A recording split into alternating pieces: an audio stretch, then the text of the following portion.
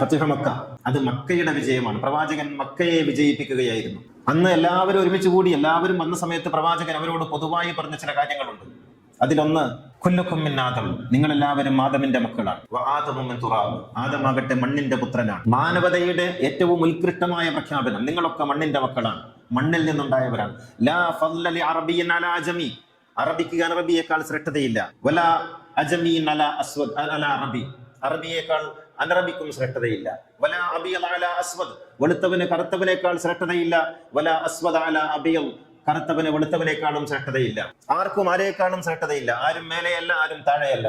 അടിമയില്ല, ഉടമയില്ല, കീഴാളനില്ല, മേലാളനില്ല, യജമാനില്ല, ദാസനില്ല. എല്ലാവരും തുല്യരായ, അവകാശമുള്ള, തുല്യമായ ആദരണീയതയുള്ള മനുഷ്യരാണ് എന്ന് പ്രവാചകൻ. മാനവതയുടെ ഒരു ജാതി, ഒരു മതം, ഒരു ദൈവം, മനുഷ്യന് ഒരു യോനി, ഒരു ആകാരം, ഒരു ഭേദവും ഇല്ലതിൽ എന്ന് പുതിയ കാലത്ത് ഗുരു നമ്മോട് അത് പുതിയ രീതിയിൽ പറഞ്ഞു തന്നു.